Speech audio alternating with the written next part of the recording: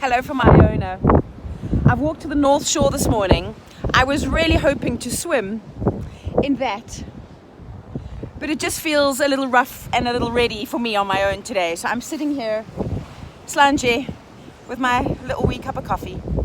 And I'm thinking about crossroads because this morning when I left my flat and I walked up the road, I saw all these beautiful birds, I'll show you a picture later, sitting on the wires in a perfect crossroads. And then the waves are actually coming in at angles to each other and they are slapping up against each other in a glorious crossroads. And I think that is my kind of meditation ritual for today. In April I'm doing, well actually I'm before if you want to come and join me, I'm working with what I call cutting the threads that bind. And sometimes even the title that can feel a little bit harsh, a little bit drastic, a little bit, well, I'm not sure I want to cut the ties, I just want to feel at peace. But I've been thinking about this concept of crossroads because that's what happens to us, right? I remember I did geography for matric, like GCSEs, and also at university. And I always remember in climatology and studying the weather that there's that point before the weather comes. It's the weather that comes before. It's the weather that hits us in the storm or the cold front or the warm front or whatever. And then there's the aftermath, right? So there's those phases. And that's what happens with crossroads. So often the women I work with are, a crossroads is coming. They can see it looming up ahead. And you're in that energy of going, well, I know it's coming. Now that crossroads could be your last child's leaving the nest. It could be a retrenchment is seeing itself out and you know in 3 months that's it, nada, goodbye.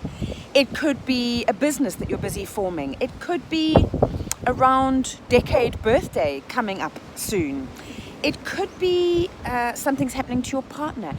It could be a period of loss that you're going through. Maybe you're nursing someone that's at the end stages of their life and you know it's near. It could be that you are finally selling that home you've lived in for 10, 20, 30 million decades.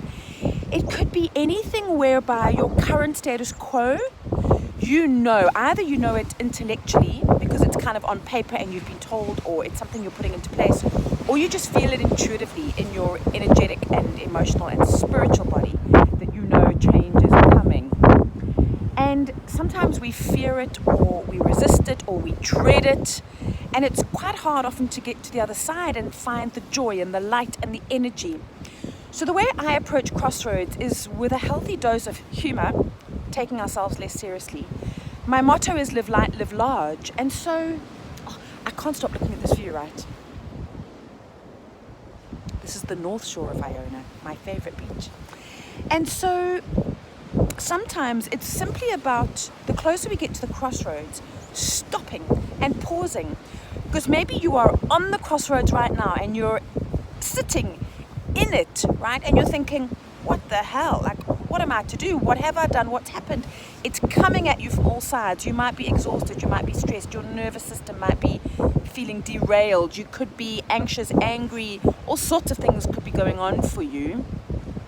And when you're on that crossroads, I find it so important to pause and reflect and look back and try and find, not even try, find the things that you are proud of, the insights, the lessons, the blessings. And of the challenging things, finding what it taught you. What kind of grit did it give you? How did it help you get to this phase? So it's all about gathering it all up, releasing and cutting the threads of what no longer serves you.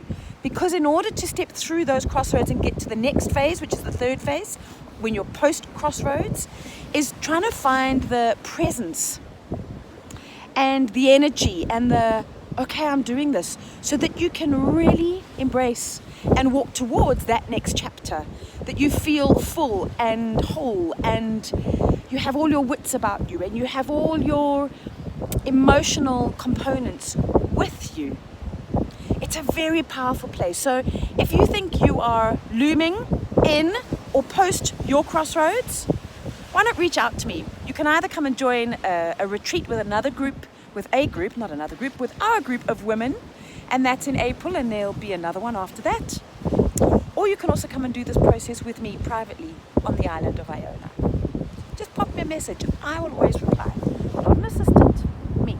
So I'm going to carry on drinking my coffee and contemplating life in February 2022. Have a beautiful day.